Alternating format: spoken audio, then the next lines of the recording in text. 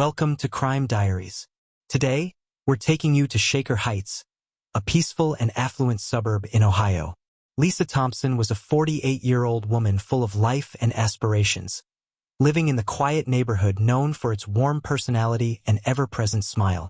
Lisa had a reputation in the community as someone always willing to lend a hand, whether stopping to chat with a neighbor or organizing a church event. Deeply involved in local life, she was even the driving force behind neighborhood gatherings like barbecues, and it seemed like everyone knew and adored her. Lisa's friendly demeanor made her a beloved figure in the area.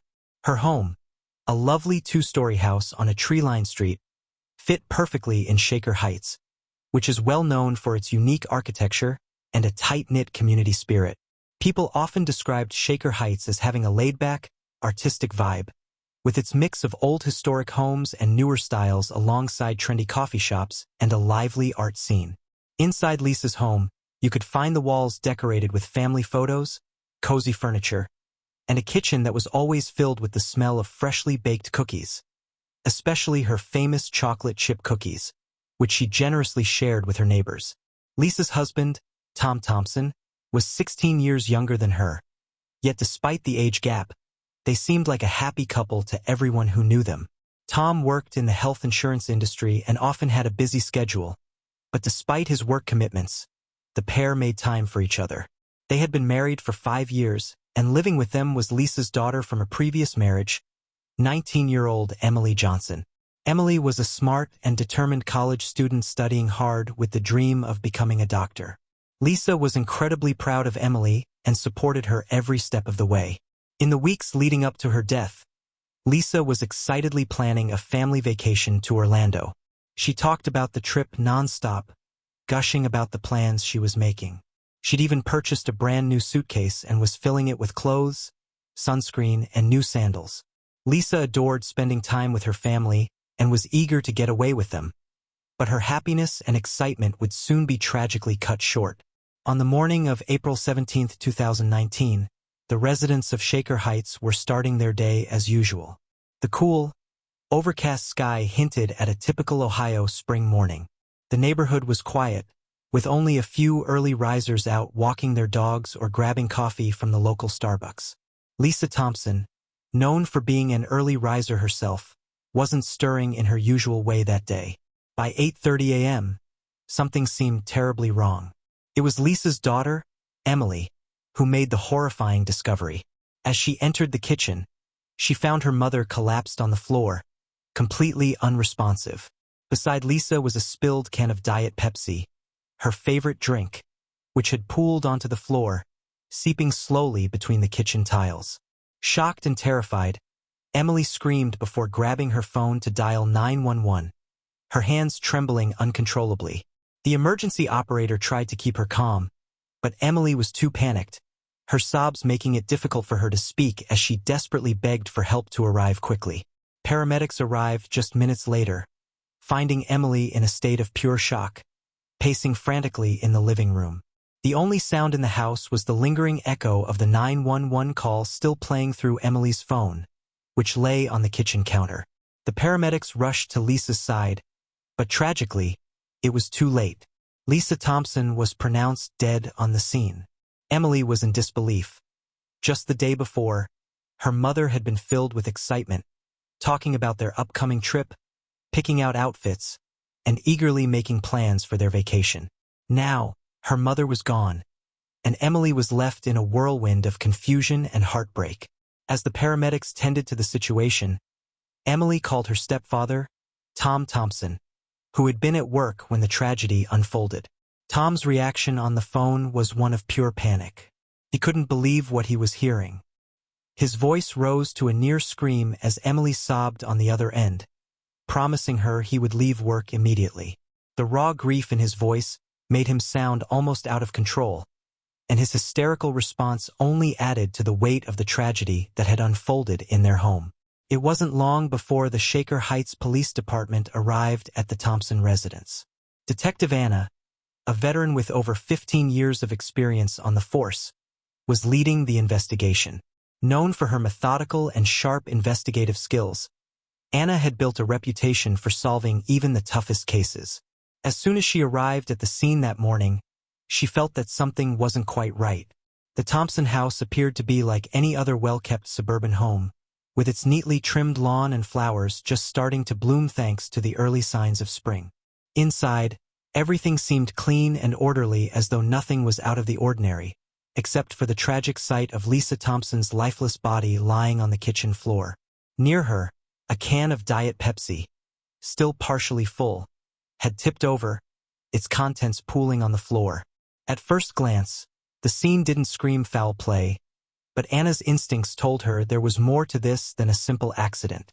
The first step for Anna and her team was to secure the crime scene.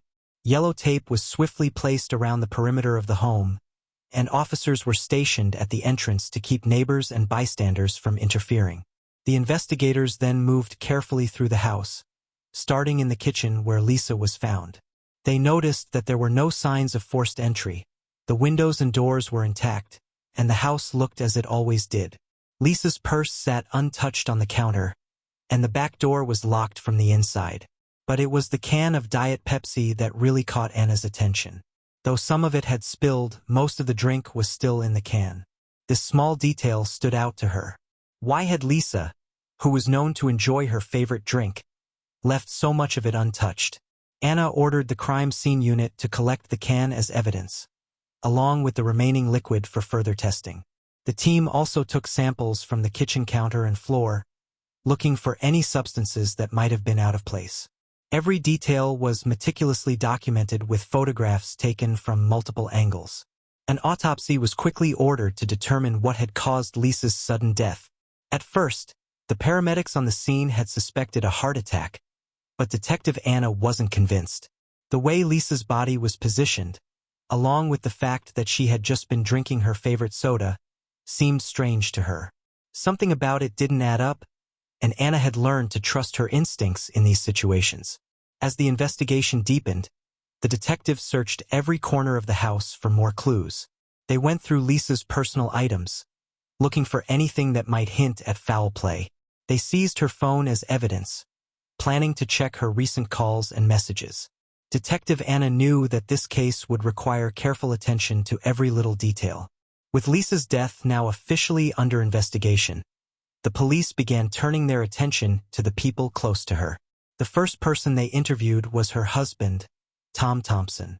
At 32 years old, Tom was much younger than Lisa, a fact that had always been a point of curiosity in the community. He had met Lisa several years ago, and despite the age difference, their relationship seemed solid, at least on the surface. Tom's reaction to Lisa's death was one of overwhelming grief, almost uncontrollable hysteria. However, as the detective started to question him, she paid close attention to everything he said and how he acted.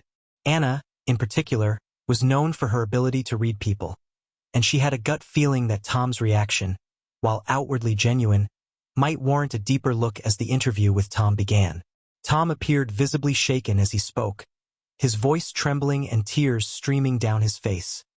He recounted how he had been at work when he received a frantic call from his stepdaughter, Emily, urging him to rush home. Devastated, Tom described his love for his wife, Lisa, and how unbearable the thought of losing her was. Despite his emotional display, Detective Anna kept her tone measured and her questions focused, probing into Tom's relationship with Lisa and the events leading up to that tragic morning. Tom's account seemed straightforward. He spoke of Lisa's excitement for their upcoming vacation, her good spirits the night before, and how everything felt perfectly normal. However, Anna sensed that appearances could be deceiving and wasn't ready to rule anything out. Tom had always presented himself as the ideal husband, successful, charming, and devoted. But beneath this polished exterior lay a web of dark secrets waiting to unravel. 6 years ago, while working as a junior analyst at a prominent health insurance company in Cleveland, Tom met Lisa, a widow 16 years his senior. Charmed by Tom's youthful energy and attention, Lisa married him, and he took on the role of stepfather to her 13-year-old daughter, Emily. From the outside, their life appeared perfect, a picturesque suburban family in Shaker Heights, but cracks were beginning to show. In the last year of their marriage, Tom had become increasingly distant, spending more time at work and often coming home late. Friends noticed the change, whispering about his withdrawal and lack of enthusiasm for family activities. The situation reached a tragic climax when Emily discovered Lisa's lifeless body in their kitchen, a half-empty can of Diet Pepsi beside her. Emily's frantic call to 911 revealed her panic and disbelief. Initially, paramedics suspected a natural death, perhaps a heart attack, but Detective Anna sensed something was amiss. Upon investigating, she found the McMillan home orderly with no signs of forced entry. Yet Lisa's sudden death and the position of her body raised suspicions. When Anna questioned Tom, his calm demeanor struck her as odd, lacking the raw emotion expected from a grieving husband. Tom insisted he had rushed home immediately after Emily's call and admitted that their marriage had grown cold, painting himself as a loving husband dedicated to providing for his family. Yet, as questioning continued, his answers became vague and detached, raising Anna's suspicions further. Tom struggled to recall the last time he and Lisa had shared a meaningful moment or conversation, and his casual demeanor felt out of place given the gravity of the situation. He even mentioned Lisa's love for Diet Pepsi, but couldn't explain why she had left a half-full can beside her when she collapsed. Detectives began to wonder if Tom had a motive for wanting out of the marriage. Was it merely a soured relationship, or was there something more sinister behind Lisa's death? The investigation took a shocking turn when detectives uncovered Tom's disturbing secret. He had developed a sexual obsession with his stepdaughter, Emily. This revelation not only provided a potential motive but also shifted the focus of the case entirely. Detective Anna realized that to prove Tom's involvement in Lisa's death, the investigation needed to be airtight.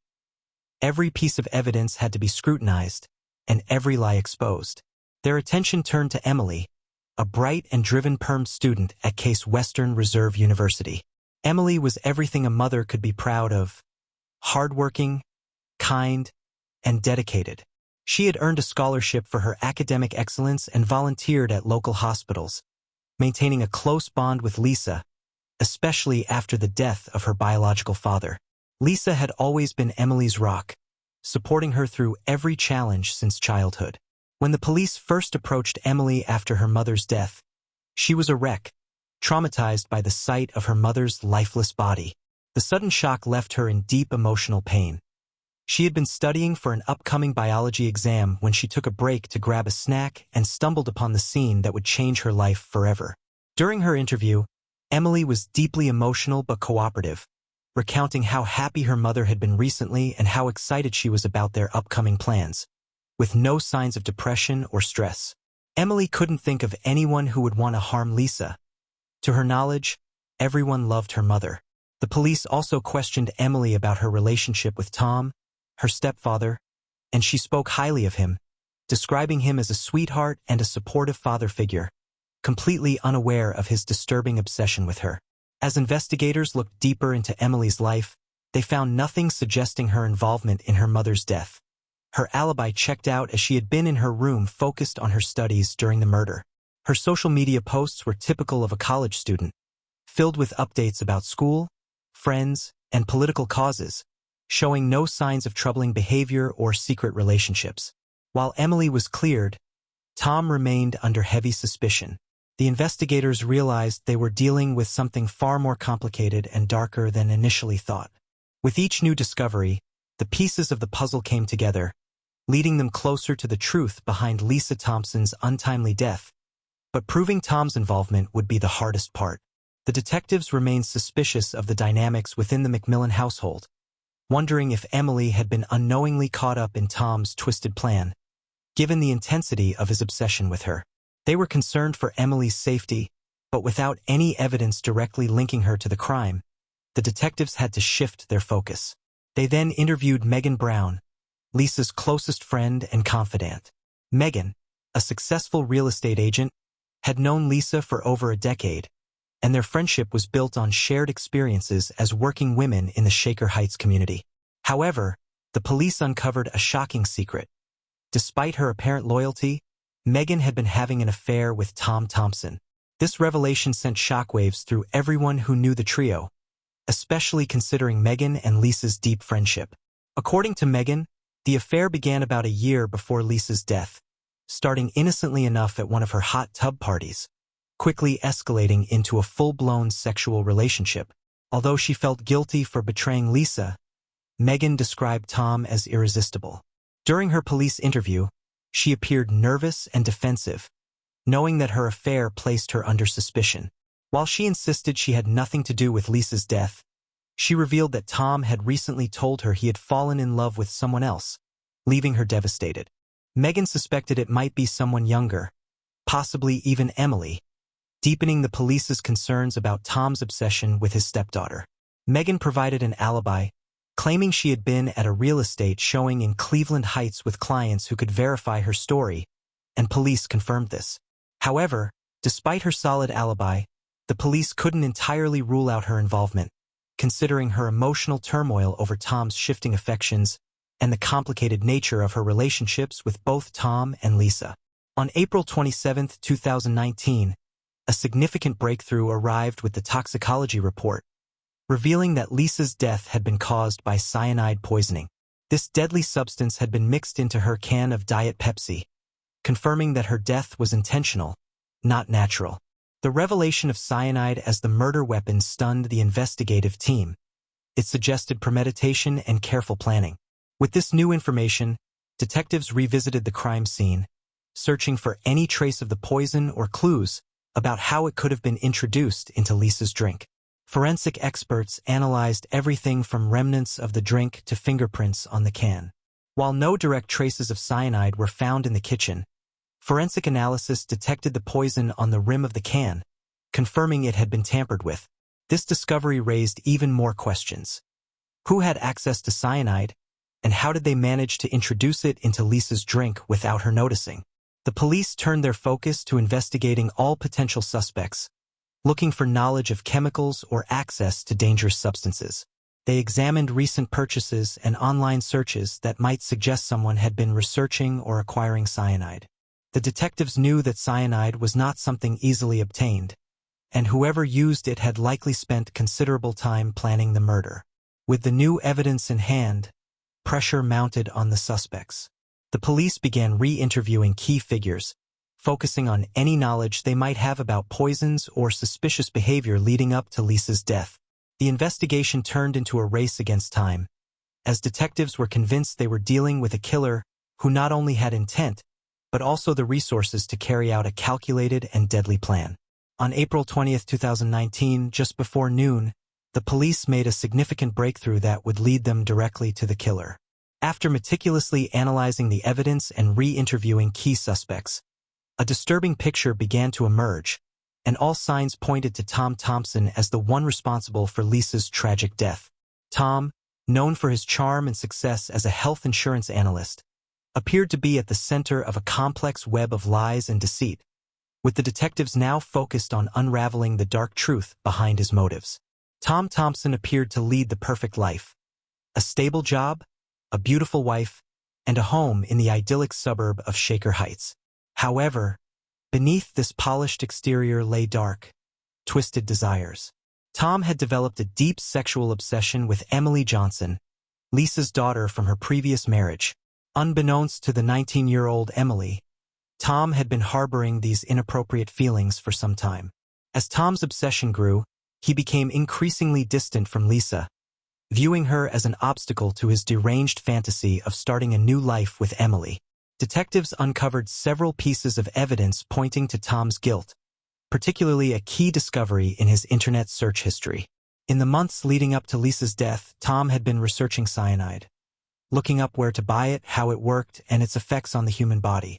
This damning evidence made it clear that Tom had meticulously planned Lisa's murder, intending to use cyanide to eliminate her without raising suspicion.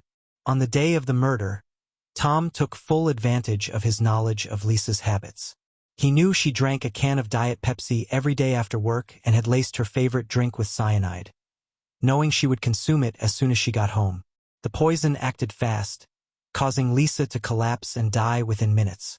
Tom hoped her death would appear to be the result of a sudden heart attack, but the toxicology report ultimately exposed the truth. When confronted with overwhelming evidence, Tom initially maintained his innocence, denying any involvement in Lisa's death. However, as detectives presented incriminating details, his internet searches, his growing obsession with Emily, and the traces of cyanide found on the Diet Pepsi can, his calm facade began to break. Faced with the reality of the evidence, Tom's mask of innocence finally crumbled. The news of Tom Thompson's arrest sent shockwaves through the tight-knit Shaker Heights community. Friends, neighbors, and those who knew the family were horrified to learn that the man they once believed to be a loving and devoted husband was, in fact, the mastermind behind Lisa's murder. Emily, in particular, was devastated by the revelation, struggling to accept that the man she had looked up to as a father figure had secretly plotted to kill her mother while harboring twisted feelings toward her. Tom's trial began on January 15, 2019, at the Cuyahoga County Court of Common Pleas. The case attracted extensive media attention, as the murder of Lisa Thompson had deeply unsettled the Shaker Heights community, and many were eager to see justice served. Assistant District Attorney Mark Stevens, known for his methodical and determined approach, built a strong case against Tom, arguing that he had premeditated Lisa's murder. Stevens pointed to the evidence of cyanide found in her Diet Pepsi and Tom's extensive internet searches, painting a clear picture of Tom's cold and calculated actions. He emphasized how Tom's obsession with Emily drove him to murder Lisa in order to pursue a relationship with her daughter. Stevens made it clear to the court that Tom's actions were not only selfish but deeply sinister, describing how Tom had exploited his wife's trust while plotting her death in the most callous way. The damning evidence and the prosecutor's narrative of Tom's depravity struck a chord with the jury and the public. In contrast, Tom's defense attorney, Anna Davis, sought to present a different narrative, arguing that Tom was not a cold, calculated killer but rather a man overwhelmed by personal problems and stress, which she claimed could have impaired his judgment. She contended that Tom's actions were not premeditated, but the result of mental instability and emotional distress. Davis also tried to cast doubt on the evidence, suggesting there wasn't enough direct proof linking Tom to the cyanide. However, the evidence against him, including his internet searches and the traces of cyanide on the can, was too substantial for this argument to hold. Throughout the trial, Lisa's family, including Emily, attended every session, visibly emotional and distressed. Emily was particularly shaken, forced to confront the harsh reality of her stepfather's betrayal and her mother's tragic death. Heart-wrenching testimonies from Lisa's friends and colleagues described her as a loving, kind woman with no enemies who could never have foreseen such a brutal end. After several days of presenting testimony and evidence, the jury deliberated and returned with a verdict on January 22, 2019. Tom Thompson was found guilty of first-degree murder. The judge sentenced Tom to life in prison without the possibility of parole. This sentence brought a mixture of relief and sadness to Lisa's family and friends. While justice had been served, the pain of losing Lisa, coupled with the betrayal by Tom, was something they would carry forever. The verdict brought a sense of closure to the case, but the emotional toll it had taken on Lisa's loved ones would endure. In the aftermath of the trial, Lisa's friends and family focused on remembering her in a positive light and continuing the community work that had meant so much to her. The case served as a harsh reminder of how quickly life can change and how darkness can hide behind seemingly perfect facades. As life in Shaker Heights slowly returned to normal, the shadow of the crime lingered. The McMillan family had been forever changed, and the community had to deal with the aftermath of such a shocking crime. Tom was transferred to the Ohio Department of Rehabilitation and Correction, where he began serving his life sentence. The stark contrast between his former life of comfort and his new reality in prison was covered extensively by local media, making him a known figure in the prison system. Emily Johnson, Lisa's daughter, faced a long and difficult path in the wake of her mother's murder. As a pre-med student, she had been focused on her future, but the trauma of losing her mother and discovering her stepfather's betrayal derailed her plans. After the trial, Emily took a break from her studies to prioritize her mental health and work through the immense emotional trauma she had endured. With the support of friends, family, and professional counselors, she began the slow process of healing. The Shaker Heights community rallied around her, admiring her strength and resilience during such an Brown, Lisa's former best friend and Tom's secret lover, faced her own difficult path. Although cleared of any involvement in Lisa's murder, her affair with Tom made her a controversial figure in the community. The gossip and judgment surrounding her led to the downfall of her real estate business, prompting Megan to leave Shaker Heights for a fresh start in a new city. While this move offered a chance to rebuild her life, she struggled with lingering feelings of guilt and shame over her role in the events that had transpired. Thrown into her work, Megan hoped professional success would help atone for her past mistakes. Despite the distance, she and Emily remained connected, their bond tested yet resilient in the face of tragedy. Megan was particularly determined to support Emily during this tumultuous time, providing comfort and stability as they both navigated their grief and struggles. As time passed, Shaker Heights gradually returned to its familiar rhythm, yet the memory of Lisa Thompson's murder lingered. It became part of the town's history, often discussed in hushed tones and serving as a cautionary tale for Emily, Megan, and everyone who loved Lisa. Life would never be the same. The pain of losing her remained, but so did the lessons learned about resilience, forgiveness, and the importance of supporting one another in adversity. Lisa Thompson's life, though tragically cut short, continued to leave an enduring impact. Her kindness, generosity, and dedication to the community inspired others long after her passing. The Lisa Thompson Foundation thrived, helping more families and ensuring that Lisa's memory lived on in a way that honored her values. Meanwhile, the Robbie family seemed like a picture-perfect example of success.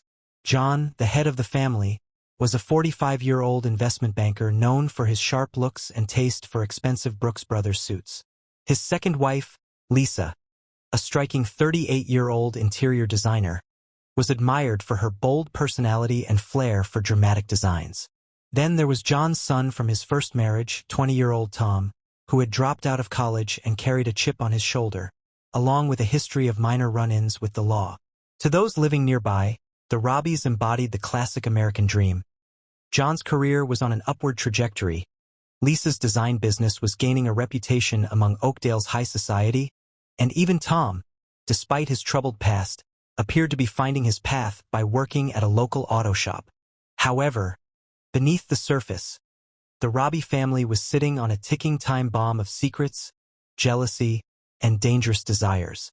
John's first marriage to Emma, Tom's mother, had started as a whirlwind romance but quickly deteriorated.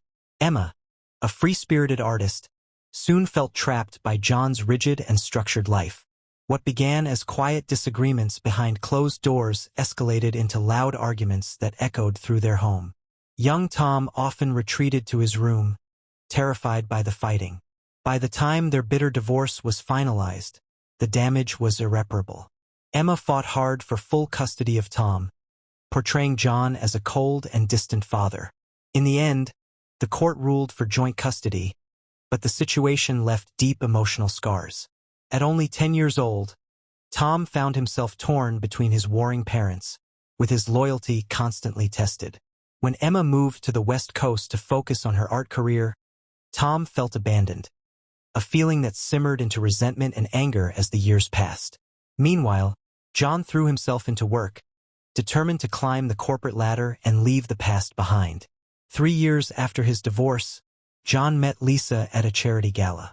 For him, she was a refreshing change. For Lisa, John represented not just financial security but also the stability she had never known while growing up in foster care. Their relationship moved quickly, and within a year, Lisa had moved into the Robbie household. However, while things seemed ideal between John and Lisa, Tom, now a troubled 14-year-old, was less welcoming. He viewed his new stepmother with suspicion and resentment, and Lisa's efforts to build a relationship with him were often met with cold indifference or outright hostility. Over the years, the rift between Lisa and Tom widened. John, unwilling to confront the growing tension, convinced himself it would fade with time. Lisa, frustrated by her failed attempts to bond with Tom, gradually distanced herself, immersing herself in her flourishing design career and the new social circles that came with it. Meanwhile, Tom continued down a path of rebellion, skipping school, experimenting with drugs, and getting involved in petty crimes. Each misstep further deepened the gap between him and his father. Lisa often found herself caught in the middle of their disputes, and the household became a breeding ground for resentment and unspoken grievances. By the time Tom begrudgingly enrolled in the local community college, the Robbie home had become less of a family residence and more of a battleground, waiting for the inevitable explosion. That explosion came on a scorching afternoon in July. Having recently dropped out of community college, Tom started working as a mechanic at a local garage. On this particular day, he returned home earlier than expected, nursing a pounding hangover and in a foul mood. The house was eerily quiet, with John away on a business trip and Lisa likely out meeting a client. Desperate for some aspirin, Tom wandered into the master bedroom, a room he typically avoided. As he rifled through the medicine cabinet in search of relief, something unexpected caught his attention. A faint buzzing sound. Lisa's phone, forgotten on the nightstand, lit up with a notification. A new message had just come in. Whether it was the lingering effects of his hangover or a spiteful impulse, he reached for the phone. The preview of the message on the lock screen made his eyes widen in disbelief. "Can't wait to see you later, my love." It wasn't John's phone, and this message hinted at something much deeper. Though the phone was locked, this single text was enough to open the floodgates to a world of secrets. For the next hour, Tom sat on the edge of his father's bed, his hangover completely forgotten. He watched as more messages popped up on the screen, each one more damning than the last. The sender was someone named Mark Kinski, a name Tom vaguely remembered hearing before, as Mark was a client of Lisa's interior design business. However, these messages made it clear that their relationship was far from professional. They described passionate encounters, secret meetings, and promises of a future together. The truth was undeniable. Lisa had been cheating on his father for months. As the reality of his discovery sank in, a storm of emotions washed over Tom. Disgust bubbled up at the thought of Lisa's betrayal, but underneath that was a twisted sense of satisfaction. For years, he had resented Lisa, and now he had something to use against her. A plan began to form in his mind. Later that evening, when Lisa returned home, she found Tom sitting in the kitchen with a smug smile on his face. The air was thick with tension as he casually asked about her day, but something unsettling glinted in his eyes, telling her that something was wrong. Lisa answered cautiously, unaware that her carefully controlled world was about to collapse. Tom wasted no time. With chilling ease, he dropped Mark's name into the conversation, watching as Lisa's face went pale. He laid out everything he knew, every incriminating detail, recounting the affair. Lisa's initial attempts to deny the truth crumbled, quickly shifting to pleading. But Tom had no interest in her excuses. He had one goal in mind: money. He demanded $1,000 a month in exchange for his silence. Knowing Lisa had no choice but to comply.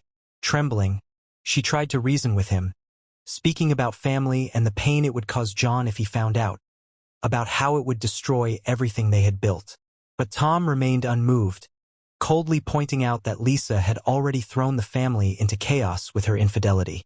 He was simply taking advantage of her mistake. The negotiation was tense. Lisa desperately tried to talk him down to a lower amount, but Tom stood his ground, determined to get what he wanted. In the end, knowing she had no way out, Lisa reluctantly agreed to his demands, her voice hollow with defeat as she promised to have the first payment ready by the next day.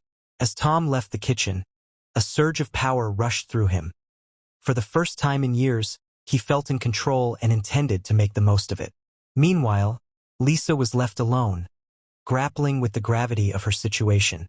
Her mind raced, trying to figure out how she had let things spiral so far out of control. The next day, Lisa handed over the first payment in cash, tucked inside a plain envelope. They met in the garage, far from any prying eyes. Tom counted the bills slowly, savoring every second of Lisa's discomfort. With a smirk, he reminded her that this was only the beginning. In the weeks that followed, the dynamics in the Robbie household shifted dramatically. On the surface, everything appeared normal. John remained blissfully unaware, focused on his work. But beneath that veneer of normalcy, tension crackled. Lisa, once confident and poised, now walked on eggshells around Tom, avoiding eye contact and forcing smiles whenever John was around. Tom, emboldened by his newfound power, became increasingly disrespectful, knowing Lisa wouldn't dare challenge him. As summer turned into fall, the weight of keeping her secret and the pressure of meeting Tom's demands began to take a toll on Lisa. The once sure-footed woman was now filled with anxiety and fear, unaware that this was only the start of her nightmare. Tom, intoxicated by the control he had gained, began pushing boundaries even further. What had started as a demand for monthly payments now seemed like pocket change compared to the total control he held over Lisa's life. He started with subtle jabs, snide remarks at the dinner table that John didn't pick up on but Lisa clearly understood. He made veiled threats hidden behind casual conversations, always reminding her that he held her future in his hands. Lisa tried her best to keep up appearances, but the cracks were starting to show. John, still absorbed in his work, remained oblivious to the mounting tension between his son and his wife. The balance in their home had shifted, and while the family pretended everything was fine, it was clear the foundation had begun to crumble. Lisa, trying to hold it all together, had no idea that the worst was yet to come. Tom found new enjoyment in tormenting Lisa. He would casually drop Mark's name in front of John, watching with satisfaction as panic flashed across Lisa's face. Then, just as smoothly, he would change the subject, leaving her to stew in her fear. Tom reveled in her discomfort, noticing the way her hands shook as she poured wine and the dark circles growing under her eyes from countless sleepless nights. By October, Tom decided the original arrangement wasn't enough. He cornered Lisa in the laundry room, demanding she increase the payments to $1,500 a month.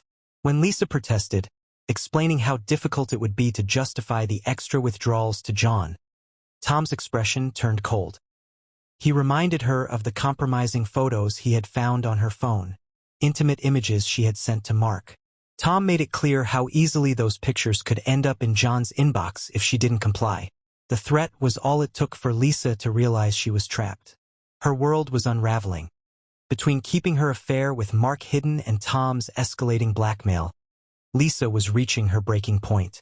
Her design business began to suffer as well. She missed meetings, her once impressive work quality dropped, and clients who had once been charmed by her energetic personality now complained about her distracted behavior and lack of creativity. As autumn progressed, Tom's demands went beyond money. He started treating the house as if it were his own personal domain. Whenever John was away on business, Tom would throw wild parties, leaving Lisa to clean up the mess afterward. He even took John's prized vintage car for joyrides without permission, returning it with mysterious dents and scratches. Every time Lisa tried to object, Tom would give her a knowing look, silencing any protest she might have had. The power dynamic in the Robbie household had shifted entirely. Tom was in control, his every whim indulged by a desperate Lisa. She was walking a razor-thin edge, trying to meet his growing demands while pretending everything was normal in front of John. As Thanksgiving approached, with family gatherings and the inevitable increased scrutiny, Lisa knew she couldn't keep this up forever. Something had to change. With a growing sense of dread, she realized she needed help. But there was only one person she could turn to. In early December, after weeks of agonizing over the decision, Lisa confided in Mark about the blackmail. The meeting took place in a dingy motel on the outskirts of town, the same one where they usually met in secret. As she poured out the entire sordid story, her voice cracked with emotion. Mark listened intently, his expression darkening as the tale unfolded. His initial shock was replaced by a cold, calculating anger that made Lisa shiver. What Lisa didn't know was that Mark Kinski wasn't just the successful businessman and charming lover she thought he was. Beneath his polished exterior, Mark had a violent past he had kept hidden from her. He had spent time in prison for aggravated assault, had ties to local organized crime, and was known for handling problems with brutal efficiency. As he listened to Lisa's tale, the gears in Mark's mind began turning. This was no longer just about protecting their relationship. It was about eliminating a threat. When he spoke, his tone was soothing, assuring Lisa that he would take care of everything. But his eyes were hard, cold as steel. Desperate and blinded by her feelings for him, Lisa felt a wave of relief wash over her. Finally, someone else would carry this burden for her. Over the next few days, Mark began setting his plan in motion. He reached out to old contacts, gathering information on Tom's routines, where he worked, and the places he frequented. Mark's approach was methodical, leaving no stone unturned and no detail overlooked.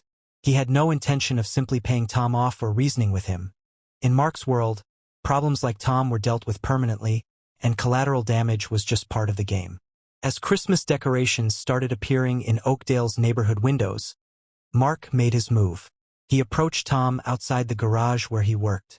Tom, unaware of the danger closing in on him, didn't see it coming. When he showed up to work that day, Mark was waiting for him. His demeanor appeared friendly, but his eyes were as cold as ice. The conversation that followed was short but loaded with unspoken threats. Mark made it clear he knew about the blackmail and warned Tom that he was playing a very dangerous game. However, Tom wasn't as easily intimidated as Mark had expected. Years of pent-up resentment and the thrill of power had toughened him. Instead of backing down, Tom sneered at Mark, hinting that perhaps John would be interested in learning about his wife's extracurricular activities. Mark walked away, but his polite facade was slipping. A flash of real anger crossed his face. Both men knew the stakes had just risen dramatically. This wasn't just about money or secrets anymore. It had turned into a deadly battle of wills. As the week before Christmas rolled around, Mark decided it was time for more direct action. His warning had gone unheeded, and he could see Lisa was nearing her breaking point. Under the pretense of sharing some holiday drinks, Mark lured Tom to a secluded spot near the old mill on the outskirts of town. The winter air was biting, and the atmosphere was thick with tension.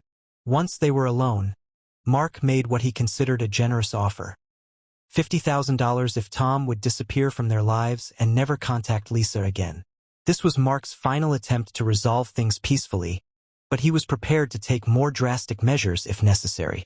Tom, however, was too blinded by arrogance and the success of his manipulations over the past months. He laughed at Mark's offer, mocking him, and instead demanded an outrageous sum. $250,000 or he would expose everything. He threatened not only to tell John but also to ruin both Lisa and Mark in front of the entire community. The next moments were a blur of violence. Mark, his patience exhausted, snapped with swift, cold precision. He attacked Tom, moving with a speed and force that caught the younger man completely off guard. The fight was short but brutal. Mark's experience and ruthlessness quickly overwhelmed Tom, leaving him beaten and bleeding on the frozen ground. As Tom lay there, dazed and tasting blood, Mark delivered his final warning. This was Tom's last chance to walk away and forget everything he had seen or heard.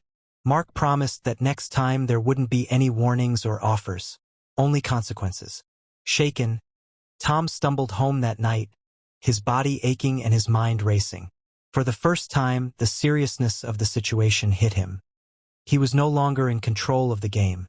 He had gotten in way over his head, entangled in a web far more dangerous than he had ever anticipated.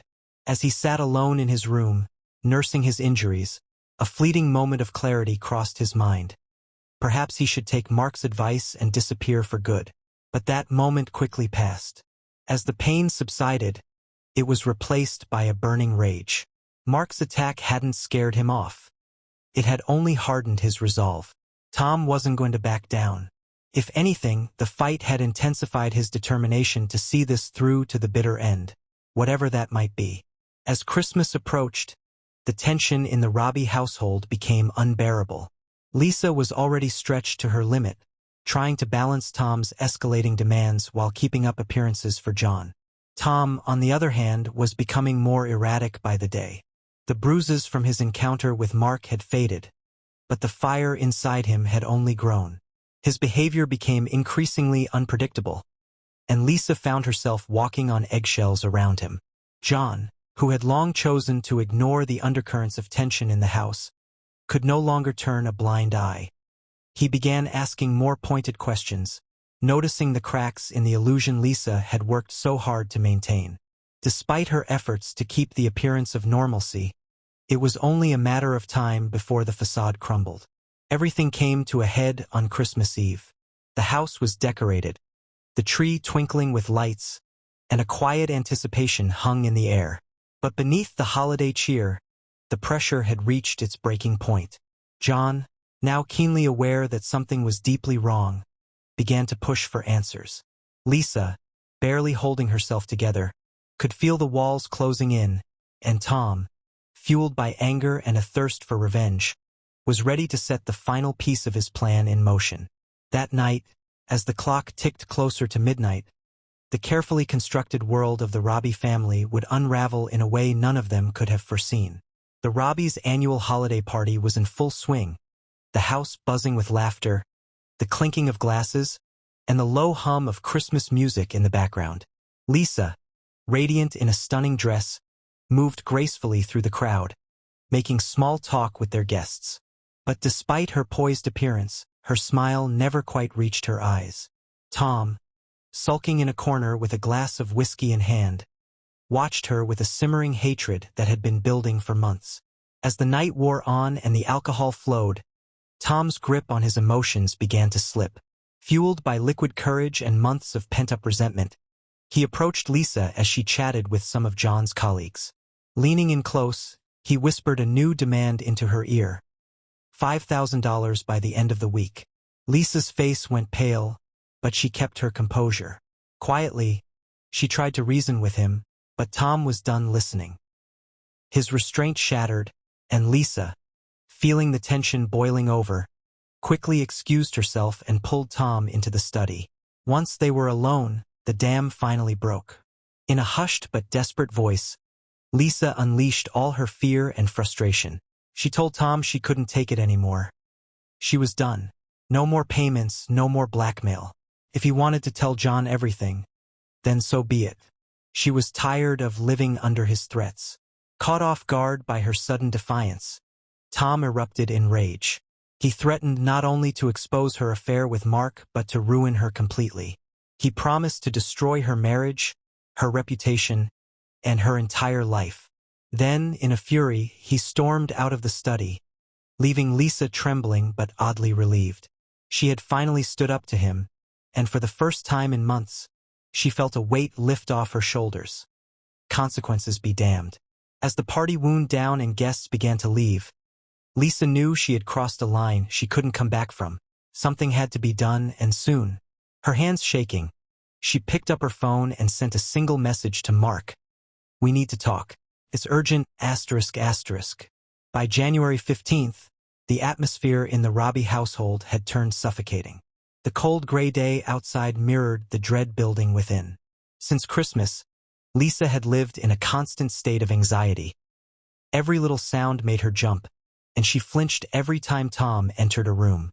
Her conversation with Mark after the party had been brief, but his words still echoed in her mind. "I'll take care of it." At the time, those words had brought her relief, but now they haunted her. What did Mark mean? How far would he go to take care of it? As much as Lisa wanted Tom's blackmail to end, the thought of what might happen terrified her. Meanwhile, Tom had been unusually quiet since Christmas Eve. He seemed to be mulling over his next move, unsure of how to proceed now that Lisa had called his bluff. This silence only heightened the tension in the house, with both mother and son tiptoeing around each other, waiting for the inevitable explosion. That evening, John was once again working late. Lisa sat alone in the living room, aimlessly flipping through a magazine, though her mind was miles away. When she heard Tom's car pull into the driveway, her entire body stiffened. She listened as he entered the house, his footsteps echoing in the hall before they faded away upstairs in his room. Tom sat, his mind made up. He was done playing games. Tomorrow he would tell his father everything, about Lisa, about Mark, about the lies. Let the chips fall where they may. He was so lost in his thoughts that he didn't notice the soft footsteps approaching his door. The knock startled him. Expecting Lisa, Tom swung open the door, a sneer already forming on his lips. But the sight of Mark standing there, His face set in a grim expression, wiped the sneer away instantly. What happened next was a blur. Mark pushed his way into the room, shutting the door behind him. Words were exchanged. Threats, pleas, desperate bargaining. But it was clear Mark hadn't come to talk. The first punch caught Tom completely off guard, sending him crashing into his desk. Dazed but fueled by desperation, Tom fought back, using every bit of strength his youth afforded him. But Mark was relentless and far more experienced in violence than Tom could ever be. The fight was brutal but short. Mark's cold determination quickly overpowered Tom, who was left battered and bleeding on the floor. Downstairs, Lisa heard the muffled sounds of the struggle, her heart pounding in her chest as she stood frozen at the bottom of the stairs. A part of her knew she should do something, intervene, call for help, anything. But another part of her, the part that had endured months of blackmail and torment, kept her rooted to the spot. The sounds of the struggle stopped as quickly as they had begun. Lisa remained frozen, staring up at the darkened stairwell, her hands trembling as she waited for whatever came next. The silence that followed the violence was deafening. Lisa's legs felt like they might give out, but she forced herself up the stairs. When she reached Tom's room, she found Mark standing in the doorway, his shirt splattered with blood, his expression chillingly empty. Behind him, she could see Tom's still body on the floor, and she had to stifle the scream rising in her throat.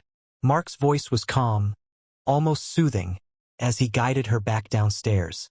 He spoke of accidents, self-defense, and necessary evils. Lisa heard his words, but they felt distant and unreal. All she could think about was Tom, her stepson, lifeless, and how, in some twisted way, she was partly responsible for it. Mark, ever methodical, started cleaning up the scene with a practiced efficiency. As Lisa sat in the kitchen, her mind raced in a fog of shock. The nightmare she had been living for months had just taken a turn she could never have imagined, and she knew with a bone-deep certainty that her life would never be the same again. The hours after Tom's death passed in a blur of cold, calculated actions. Mark, drawing on years of experience from his criminal associations, took charge. He directed Lisa like a puppet, and she followed his instructions in a daze. Together, they meticulously cleaned Tom's room, erasing every trace of Mark's presence. Tom's body was wrapped in a tarp they found in the garage and loaded into the trunk of Mark's car under the cover of night. As dawn broke, Mark drove away with grim purpose, leaving Lisa alone in the house. Her new, impossible task was to act like nothing had happened and maintain the facade of normalcy. When John came home later that morning, exhausted from his late night at the office, Lisa greeted him with a smile that felt brittle, like it might crack at any moment. The rest of the day passed in a haze of forced routine. Cooking, cleaning, chatting with John.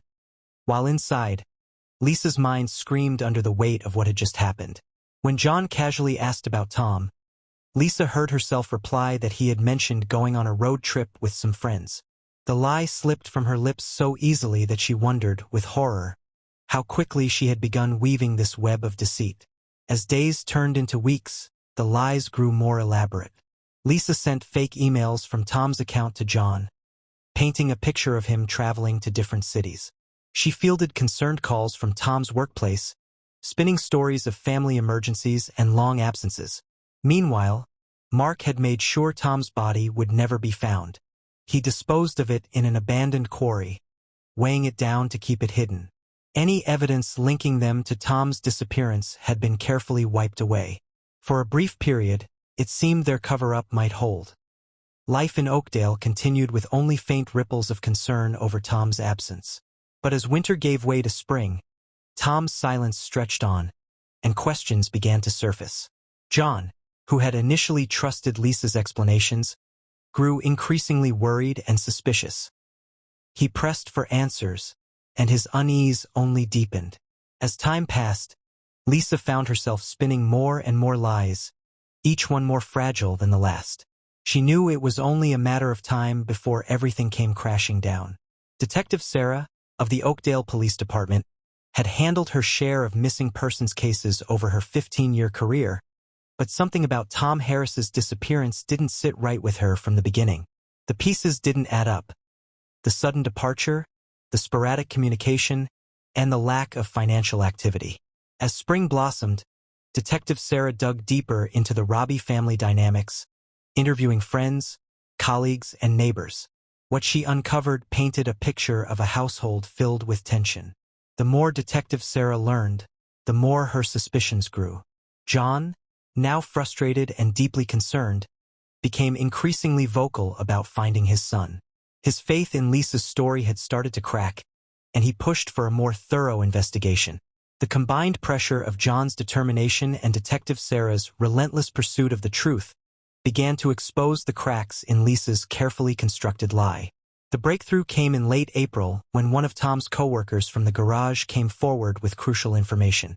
He remembered overhearing a heated argument between Tom and Lisa just before Christmas, with mentions of money and threats. This revelation shifted the entire focus of the investigation. Detective Sarah brought Lisa in for questioning, subjecting her to hours of relentless interrogation. Worn down by months of guilt and fear, Lisa began to falter under the pressure. Her once seamless story started to unravel. She stumbled over dates, contradicted herself, and grew visibly anxious when asked about her relationship with Tom. Detective Sarah could sense that she was close to a breakthrough and decided to take a gamble. She bluffed, suggesting that they had new evidence linking Lisa to Tom's disappearance. It was a calculated risk. During Lisa's interrogation, Detective Sarah mentioned phone records that supposedly showed frequent contact with an unknown number around the time of Tom's disappearance. She hinted that the police were aware of Mark's involvement. In reality, they didn't have this evidence, but the bluff worked perfectly.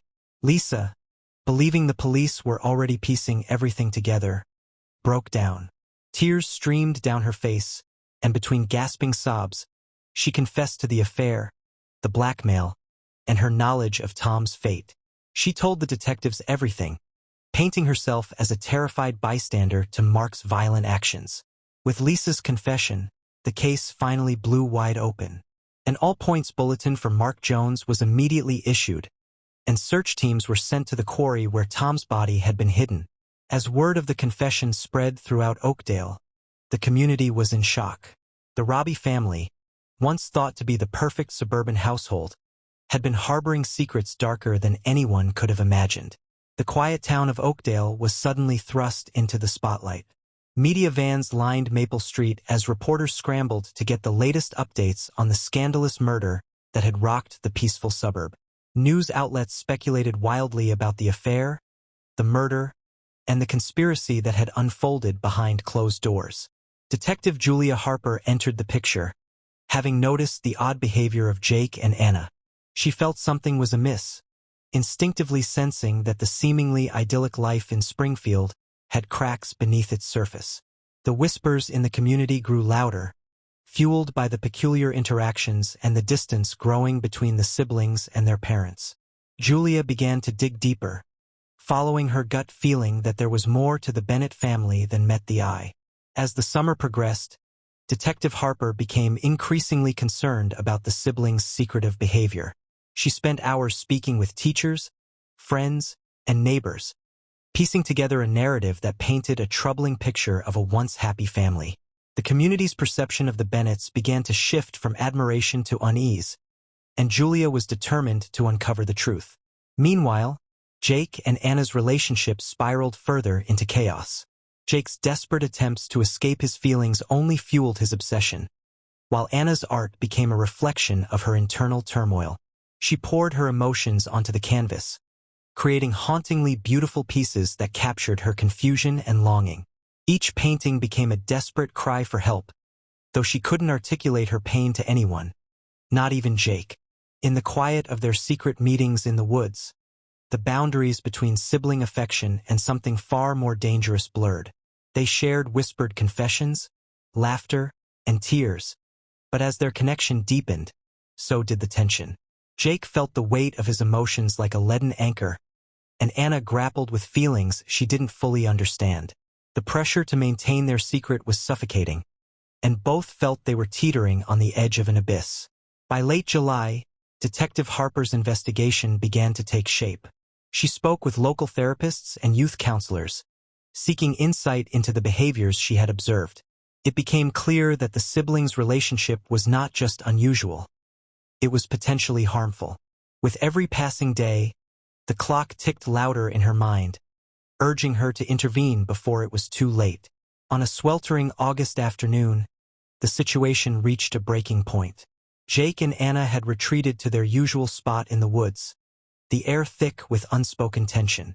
In that secluded space, emotions erupted like a storm. Jake, overwhelmed by guilt and desire, confronted Anna about their relationship. He struggled to find the right words, but his feelings spilled out, raw and unfiltered.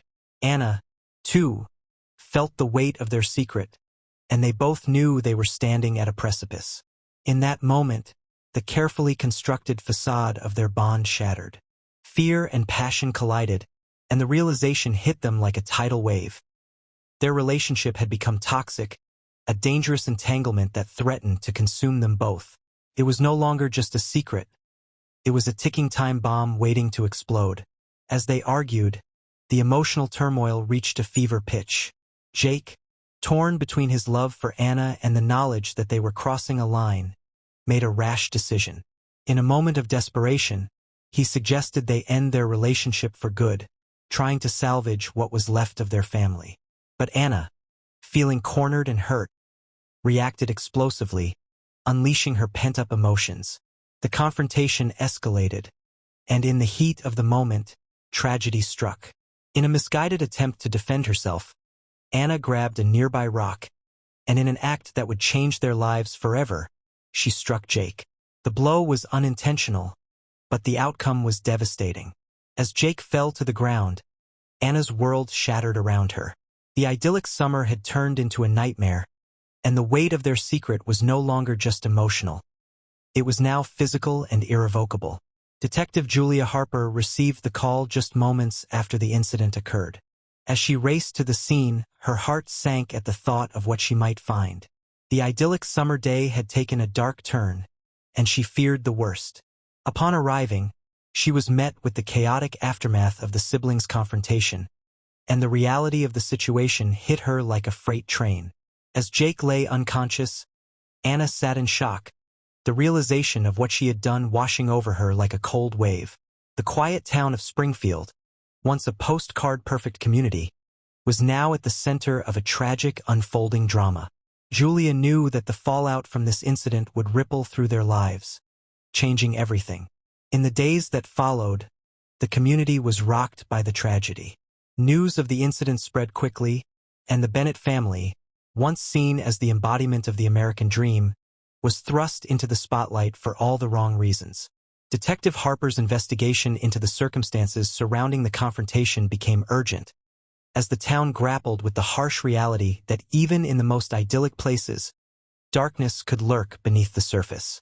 Jake's condition remained precarious, and Anna was left to face the consequences of her actions. The familial bonds that had once seemed unbreakable were now frayed and unraveling, as secrets came to light and the Bennett family was forced to confront the demons they had long buried. The idyllic life they had known was shattered, and the road ahead was uncertain, filled with pain, healing, and the search for redemption. As Detective Harper delved deeper into the case, she uncovered layers of complexity that revealed the fragility of family dynamics. She spoke with counselors and psychologists, piecing together the psychological strain the siblings had experienced. The community's once unwavering support for the Bennetts began to wane, replaced by shock, judgment, and a desperate search for answers. Jake's recovery was slow, and during this time, Anna was left to grapple with her guilt and sorrow. She felt a deep sense of loss, not just for her brother but for the innocence of their relationship. The artistry that had once been her solace became a haunting reminder of the chaos that had engulfed her life. She poured her feelings into her paintings, but now, the canvases were filled with dark undertones that spoke of regret and despair. As autumn arrived, the weight of the events began to settle in Springfield. The community struggled to reconcile the image of the perfect Bennett family with the tragic reality that had unfolded. Detective Harper continued her investigation, determined to find justice for Jake, while understanding the complex emotions at play. She sought to educate the community about the importance of mental health and the impact of family dynamics, hoping to prevent future tragedies. In the aftermath of the incident, the Bennett family found themselves facing a harsh new reality. They were not just victims of circumstance. They were a family shattered by secrets and unspoken truths. The journey toward healing would be long and arduous, but as they navigated the tumultuous waters of grief and regret, they began to understand the importance of communication and vulnerability. In Springfield, life continued, but it was forever changed. The dark chapter of the Bennett family's story became a cautionary tale, reminding everyone that beneath the surface of perfection, complex emotions and hidden struggles could exist. The idyllic facade of the community was replaced by a deeper understanding of the human experience, one that included pain, healing, and the hope for a brighter future. Jake's increasingly erratic behavior didn't go unnoticed. Friends at school began to whisper about his strange moods and temper, but no one dared confront him. They all viewed him as the once promising star, the golden boy who was slowly spiraling into darkness. Meanwhile, Anna's attempts to break free from the weight of their shared secret only seemed to push Jake further over the edge.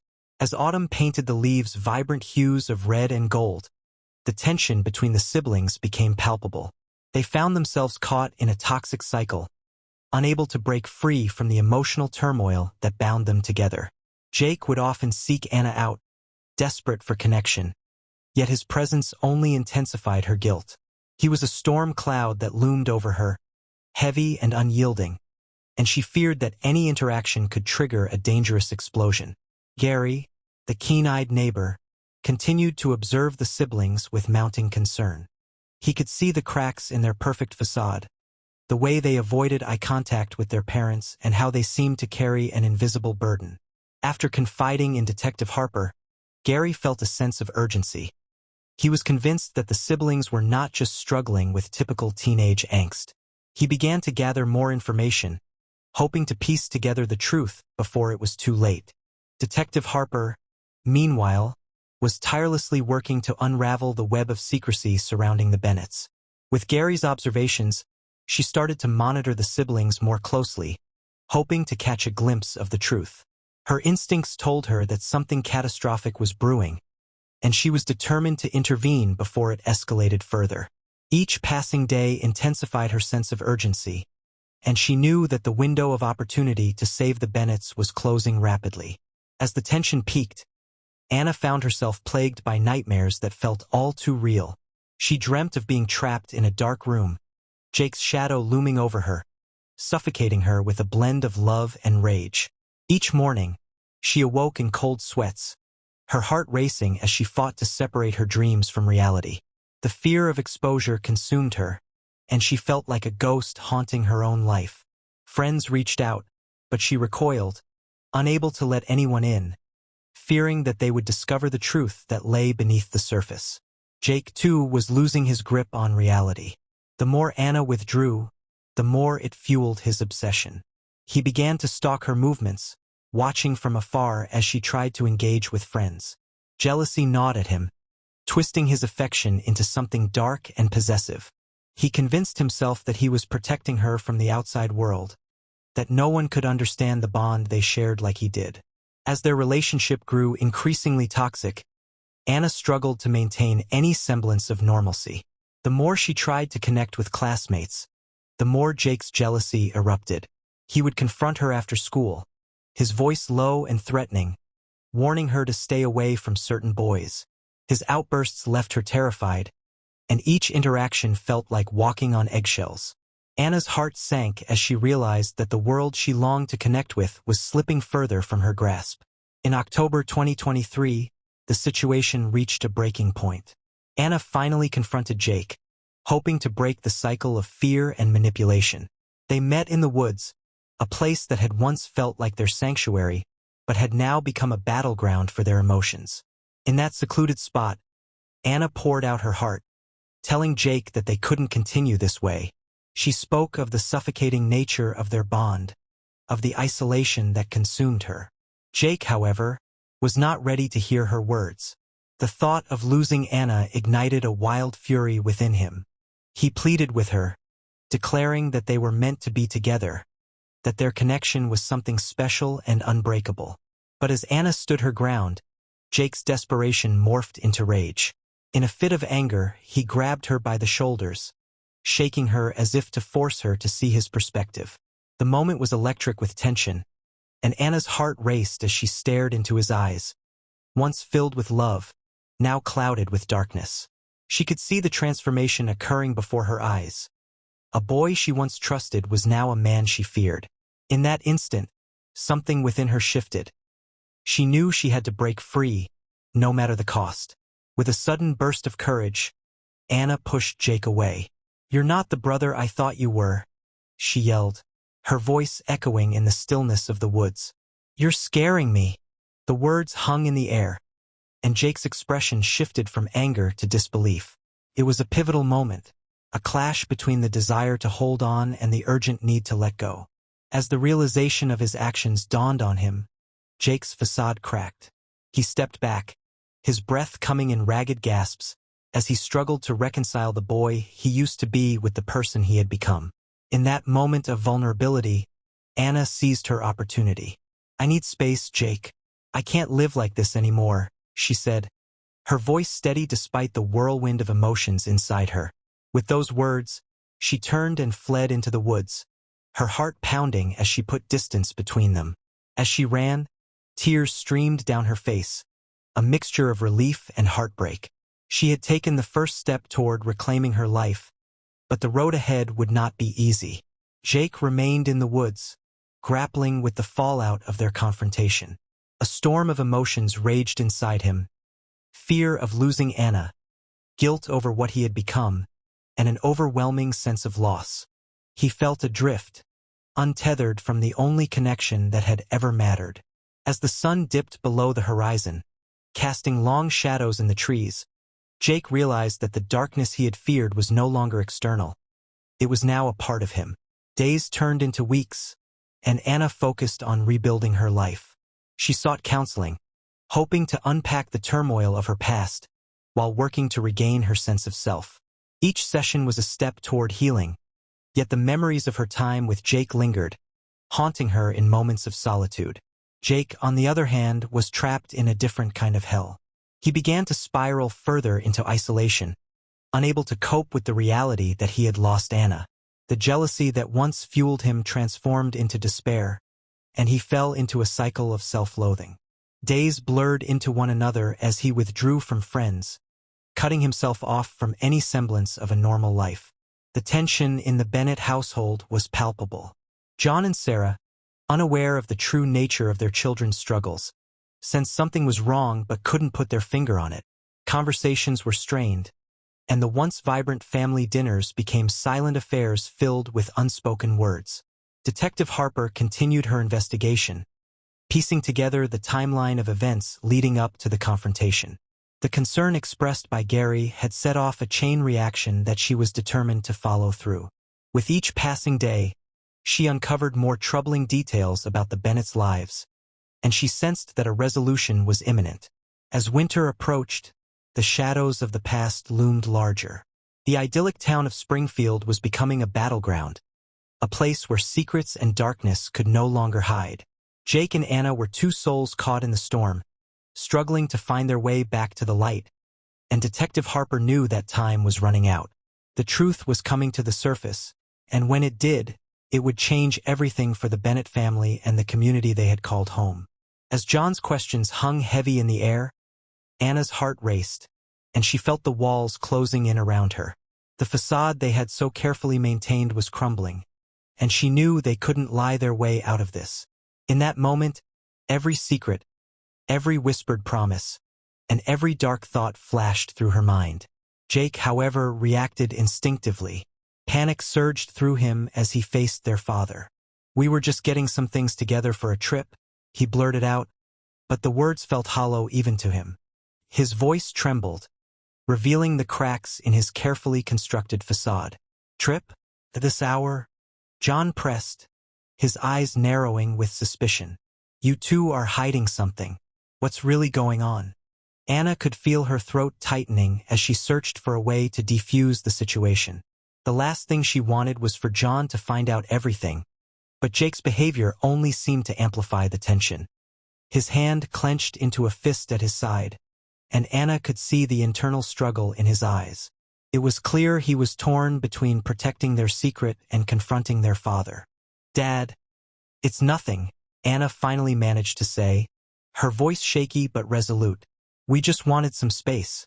We didn't mean to worry you." But John wasn't buying it. He stepped closer, his demeanor shifting from confusion to anger. "You're packing bags in the middle of the night and expect me to believe it's just for some space? You need to tell me what's really going on, or I'm calling your mother." The mention of their mother sent a wave of fear through Anna. The thought of their mother finding out, of the fallout that would ensue, was unbearable. In that instant, she made a decision. "We can't tell you, Dad. You wouldn't understand." John's expression morphed from anger to concern, and he took a step back, his hands clenching and unclenching at his sides. "Try me," he said firmly. "Whatever it is, we can work through it as a family." But Jake couldn't hold back any longer.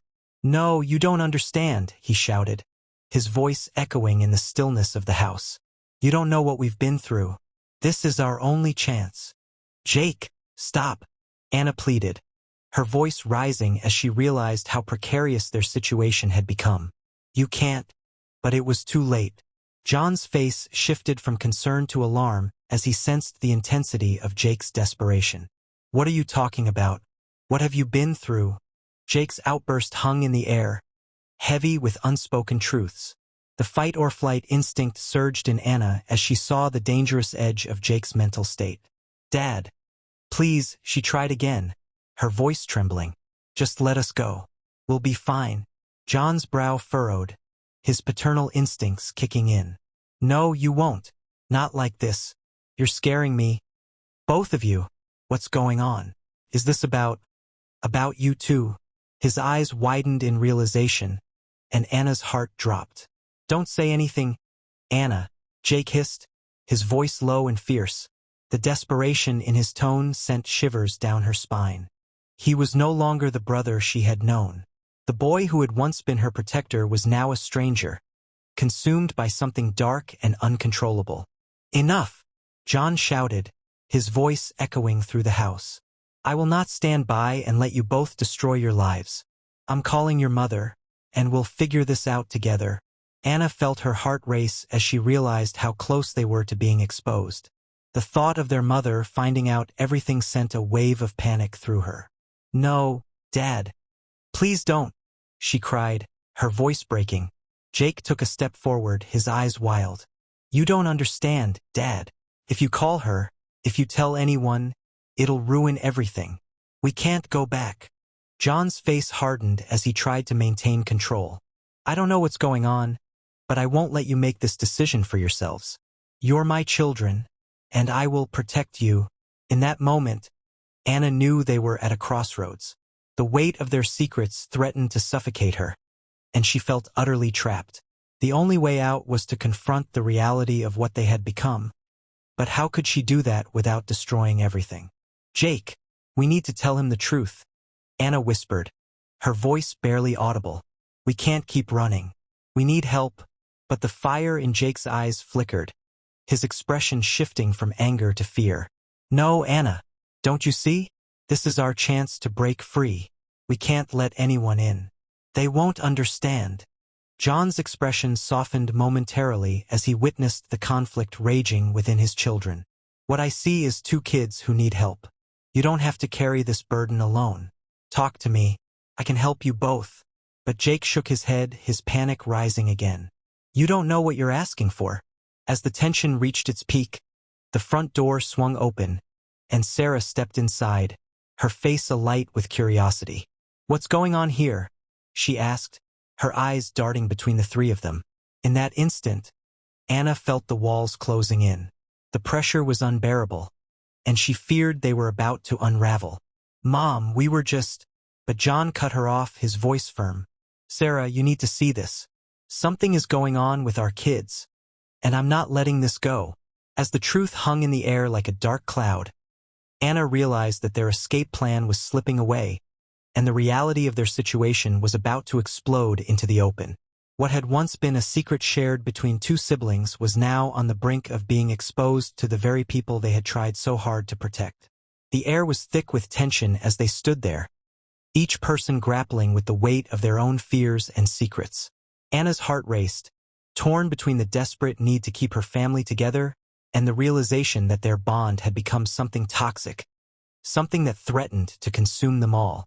As Sarah stepped closer, her expression shifting from curiosity to concern, Anna knew that their lives were about to change forever.